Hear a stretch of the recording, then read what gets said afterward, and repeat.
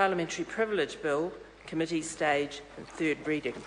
I declare the House in committee for consideration of the Parliamentary Privilege Bill. Mr Chairman. Mr Speaker.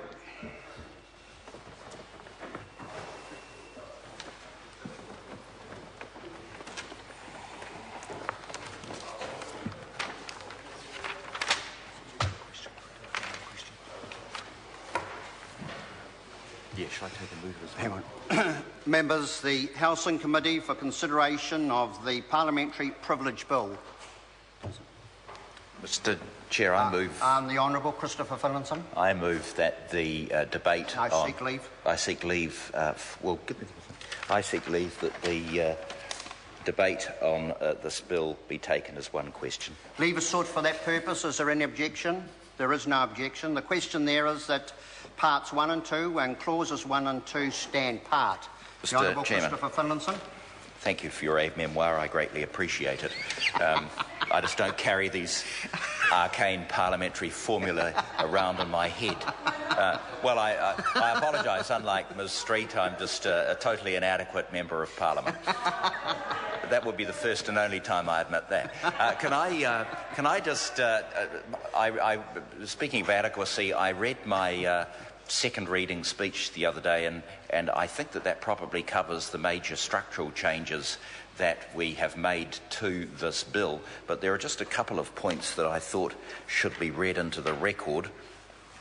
The first one is referred to on page 5 of the committee's report, and that deals with the interaction with defamation law. And what we've done here is remove defamation concepts like absolute privilege. And so when one looks at the restructuring of the bill, one sees that the old clauses 9 to 13 have been removed, and also clause 33(2). And what we've done there, and I'm sure Mr Parker will talk about this later on, is to remove defamation concepts from the legislation, and they belong in the Defamation Act, and we here talk about parliamentary privilege.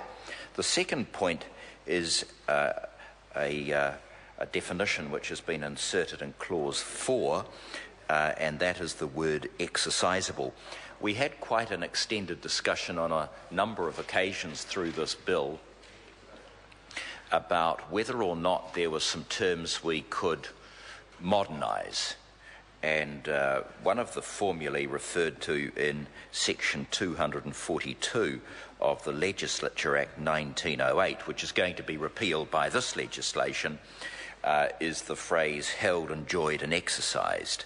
That's the conventional terminology. And so what we're doing here is referring to the word exercisable, but in no way, shape or form are we wanting to alter the meaning of the phrase held, enjoyed and exercised. So there's a fascinating comment for the committee. The heart of the legislation is subpart 2 of new part 1A, and as I said and other members said in their second reading speeches, what we've done is restructure without intending to alter the meaning of what was the old clause 8 of the bill as introduced, and we've broken it up into a number of clauses. And we just want to clarify beyond any doubt whatsoever that our new clauses 8A to 8H reaffirm and clarify Article 9, I should say, of the Bill of Rights Act 1688 in accordance with the main purpose of the bill. And also we make it clear through subclauses 3(2)(b), C and D that what we are doing here is altering the law in the decision of Attorney General and Lee, and also dealing with the decision of the Privy Council in Buchanan and Jennings. So that's really the heart of the bill, but I think there's been quite a lot of discussion on that so far, so I won't go on at length on that question. Coming back to terminology, we had quite an interesting discussion about the words impeaching or questioning.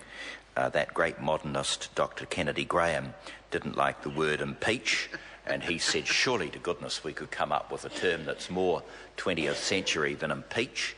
I think he had Bill Clinton on his mind.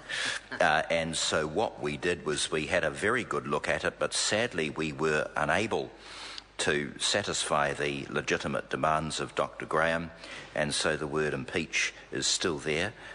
We thought that trying to fiddle around with language that goes back to Article 9 could be an exercise fraught with danger.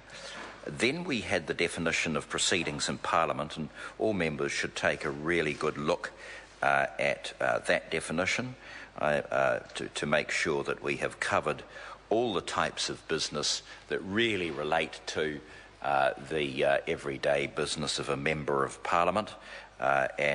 So hopefully what we've done through that definition is make it clear beyond any doubt whatsoever, Mr. Chair, I'll let you ring the bell first, that the rules relating to, Mr. Chairman, that the holdings in Attorney General and Lee and Buchanan and Jennings are reversed by this legislation. Now, the only other thing I think I need to say is that there's an SOP. Most of the points referred to in it are so pettifogging that it would be embarrassing to go through them. New definitions of district court, extending the definition of tribunal, tidying up references to Article 9. It's a wonderful word, Ms. Street, pettifogging. You really should memorise it and understand it, because it covers most of the contributions you make in your position as chair of the Statutes Regulations Review Committee. That's pettifoggery, if ever there was pettifoggery. And then there are some references to Article 9, tidying up references to that, and also to that wonderful piece of legislation, the highlight of Geoffrey Palmer's reign as attorney, the Imperial Laws Application Act 1988.